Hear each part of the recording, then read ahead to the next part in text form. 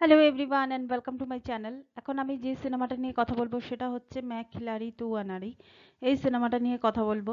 এই সিনেমাটাতে আমরা জানি যে কারা কারা অভিনয় করেছেন। অক্ষয় কুমার, সাইফ আলি খান, শিল্পা শেঠি, কাদের খান, শক্তি কাপুর সহ আরো অনেকে এখানে অভিনয় করেছেন। এই সিনেমার মিউজিক ডিরেক্টর ছিলেন আনু মালিক এবং এই সিনেমার ডিরেক্টর হলেন সমীর মালকান। এই সত্যি কথা বলতে আমি ডিরেক্টরের নাম আমি আগে কোনোদিন শুনিনি। এনিওয়ে, এখানে আরো একটা জিনিস যেটা বলার মতো সেটা হচ্ছে রবিনা ট্যান্ডনের এখানে একটা ক্যামিও ক্যারেক্টার আছে। ক্যামিও, হ্যাঁ ক্যামিওই বলা যেতে পারে, যে একটা শুটিং এর মধ্যে সে নায়িকা, তো সেখানে একটা গান আছে। তবে এখানে আমার রবিনা ট্যান্ডনকে দেখে একটুখানি রবিনা ট্যান্ডন 90s এর মানে গ্ল্যামারাস হিরোইনদের মধ্যে একজন ছিলেন, তো এখানে দেখে আমার একটুখানি অসুস্থ মনে হচ্ছিল। যদিও গানটা ছিল সাইফ আলি খানের সঙ্গে, যে মাই অ্যাডোরেবল ডার্লিং, তাই আমারও বলতে ইচ্ছা করছিল my adorable darling get well soon. Anyway, এবার যদি আমরা মেন গল্পে আসি, মেন গল্পে এখানে আমরা দেখতে পাচ্ছি যে অর্জুন জোগলেকার এবং সে তার পরিবার নিয়ে থাকে, তার স্ত্রী, সন্তান সম্ভবা, সে, তার একটা ছোট বোন আছে এবং তার ভাই আছে করণ। এই করণের চরিত্র অভিনয় করেছে অক্ষয় কুমার। আর এরপর সাডেনলি অর্জুন জোগলেকারের মৃত্যু হয়ে যায়। কার সঙ্গে? ফাইট করতে গিয়ে শক্তি কাপুরের যে চরিত্রটা, সেই চরিত্রটার সঙ্গে ফাইট করতে গিয়ে তার মৃত্যু হয়। সে কোনো কিছুর ইনভেস্টিগেশন করছিল, সেখানে তার মৃত্যু হয়ে যায়। তারপর তার ভাই করণ, মানে এখানে অক্ষয় কুমার, সে চলে আসে, এবার সামনে চলে আসে। সে তার ভাইয়ের তদন্ত, মৃত্যুর তদন্তটা সে করতে শুরু করে। সে উইটনেসও পেয়ে যায়। উইটনেস পেয়ে যাওয়ার পরেও কিন্তু তার হাত থেকে উইটনেস হাতছাড়া হয়ে যায়।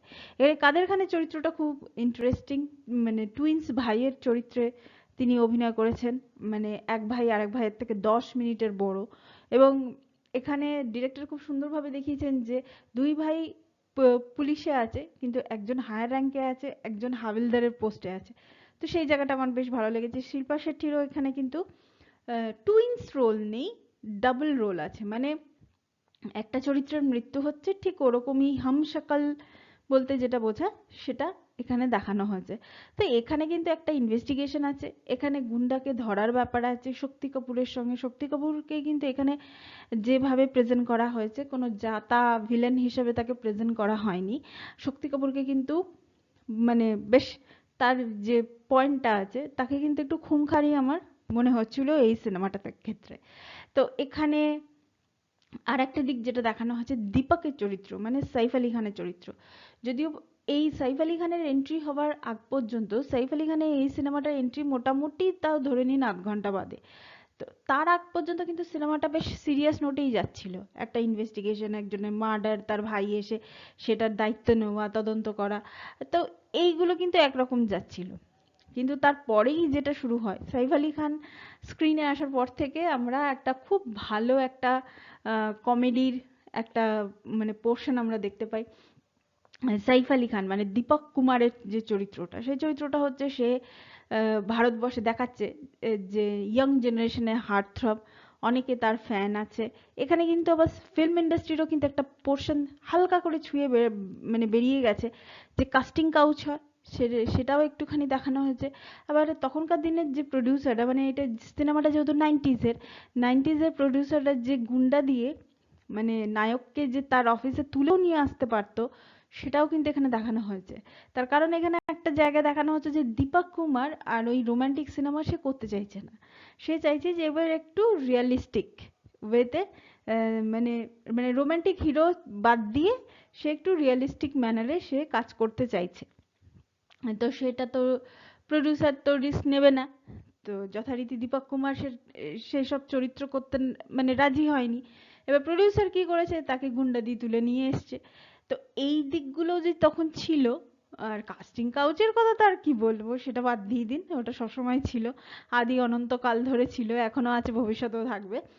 তো এনিওয়ে, তো এইসব জিনিসগুলো কিন্তু এখানে দেখানো হয়েছে, যে জিনিসগুলো ভালো লেগেছে। আর একটা জিনিস যেটা দেখানো হয়েছে, এখানে খুব হালকার ছলে পরিচালক, যেহেতু মাস কমার্শিয়াল মুভি, সেহেতু হালকার ছলে যাতে দর্শক নিতে পারে সেই হিসেবে দেখিয়েছে। কিন্তু এখানে কিন্তু একটা পোর্শন আছে, যেমন করণ, অর্জুন আর করণের এক বোন আছে, তার নাম হচ্ছে শিবাঙ্গী। শিবাঙ্গী আবার দীপক কুমারের বিশাল বড় ফ্যান ছিল। তো এখানে একটা সিন দেখানো হয়েছে, সিনটা কিন্তু যদি আপনারা দেখেন তাহলে দেখে মনে হবে যে কমেডির ছলে বলা হয়েছে, কিন্তু ডিরেক্টর যে মেসেজটা দিতে চেয়েছেন সেটা কিন্তু খুব সিরিয়াস মেসেজ দিতে চেয়েছেন। তো একটা জায়গায় দীপক কুমার কথা বলতে বলতে লাঞ্চ বা ডিনার কিছু একটা করতে করতে সে বলছে যে শিবাঙ্গী আমার এমন কি বড় ফ্যান, এর থেকেও বড় ফ্যান আমি দেখেছি, যে যে নিজের মানে নিজেকে আঘাত করতে পারে, মানে শিবাঙ্গী এমন কিছু বড় ফ্যান নয়। তো এইটা হচ্ছে সেই সিচুয়েশনটা। এই সিচুয়েশনটা কেন ক্রিয়েট করা হয়েছে? কারণ তার দাদা করণ মানে অক্ষয় কুমার অ্যাকচুয়ালি দীপক কুমারকে সে পছন্দ করে না, মানে করণ দীপক কুমারকে পছন্দ করে না, এবং সে দেখতে পাচ্ছে যে তার বোন মানে দীপক কুমারের বিশাল বড় ফ্যান, এবং সে তাকে বলে যে তুমি এমন কিছু করো যাতে আমার বোন রেগে যায় তোমার ওপর। তো সেই জন্য সে এই গল্পটা সে বলেছিল। কিন্তু এখানে একটা জিনিস যেটা দেখিয়েছে, এখানে শিবাঙ্গীর যে ক্যারেক্টারটা, সে কিন্তু নিজের হাতের শিরা সত্যি সত্যি কেটে ফেলেছিল, মানে এখানে সিনেমাতে কিন্তু ওটা দেখানো হয়েছে। কিন্তু জিনিসটা হচ্ছে তার পরবর্তীকালে এখানে সিনেমাতে অন্যভাবে জিনিসটাকে পোট্রে করা হয়েছে। কিন্তু এই জিনিসগুলো ফিল্ম লাইনে যে হয় সেগুলো তো ডিরেক্টর দেখিয়েছেন, আবার ফ্যান্সরাও যে এরকম হয় সেটাও দেখিয়েছেন। যদিও আমি এই ধরনের ফ্যান্সদেরকে আমি সবসময়, আমি আগেও বলি মানে আচ্ছা সত্যি সত্যি কি এরকম ধরনের জিনিস হয়? মানে একজন ফ্যান্স, মানে একজন ফ্যান, কোনো ডিরেক্টর হোক, কোনো নায়িকার হোক, কোনো নায়কের হোক, বা তার কাজের, মানে এতটা ফ্যান হতে পারে যে মানে কোনো কিছু সে তোয়াক্কা করবে না, ভালো মন্দ কিছু বুঝবে না, সে নিজের হাতের শিরা কেটে দিতে পারে। মানে এরকম আমার, যদিও আমার এটা মানে সিনেমা বলেই আমার মনে হয়েছিল, কিন্তু এখন তো দেখতে পাচ্ছি, দেখুন এই সিনেমাটা তো বহুত দিন আগে হয়ে গেছে, বর্তমানে যা সব ফ্যান্সদের যা সব নমুনা আমরা দেখতে পাচ্ছি, ফ্যান্সরা এমনকি ব্যক্তিগত জীবন নিয়েও কথা বলে, ব্যক্তিগত জীবনেও নাক গলাতে গিয়ে বিপদে পড়ে, সাউতেই হয়েছে, কত রকমের জিনিসপত্র তো হচ্ছে। তার মানে এই জিনিসগুলো হয়, হয়ে থাকে, কিন্তু তাহলে নিজের হাতের শিরা কেটে ফেলা, মানে এখানে আমার এই জিনিসটা হয়, এই জিনিসগুলো এখন আমি এগুলোকে মানি যে এই এই ধরনের পাগলামিগুলো হয়। তো এনিওয়ে, এখানে আমার কিন্তু সবচেয়ে ভালো লেগেছে যেটা, সেটা হচ্ছে সাইফ আলি খান এবং অক্ষয় কুমারের কেমিস্ট্রি।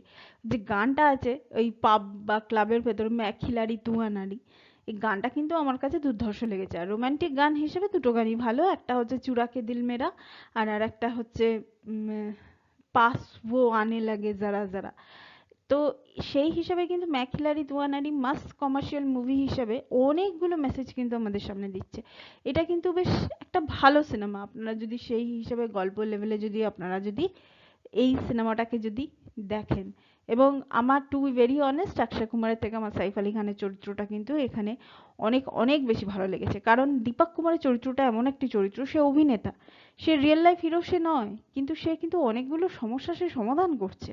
আর যে শিবাঙ্গীর মতো চরিত্র, যে তার ওরকম ফ্যান, এক ধরনের সে সাইকো, আমরা তাকে সাইকো বলি, তাকে মেন ট্র্যাকে নিয়ে আসা, তার এই পাগলামিটাকে যে সে সত্যি সত্যি যে সে স্বীকৃতিটা দিল, সেই সব জিনিসগুলো নিয়ে আসা, তার উপর আবার অক্ষয় কুমারকে মানে করণের মতো চরিত্রকে সামলানো, তার মধ্যে করণের লাইফকেও সেটেল করে দেওয়া, শিল্পা শেট্টির যে চরিত্রটা তার সঙ্গে সেটেল করে দেওয়া, অ্যাকচুয়ালি সেই কিন্তু অনেক কিছু কাজ কিন্তু এইখানে কিন্তু করলো। তো সেই হিসাবে আমার সাইফ আলি খানের চরিত্রটা এখানে কিন্তু বেশ ভালো লেগেছে, মানে একটু বেশিই ভালো লেগেছে। তো ওভারঅল এটাই ছিল ম্যাকিলারি তুয়ানারি এই সিনেমাটার আমার একটা ছোট্ট reaction. Thank you so much, that's all, please keep watching and please subscribe my channel. Till then, good by.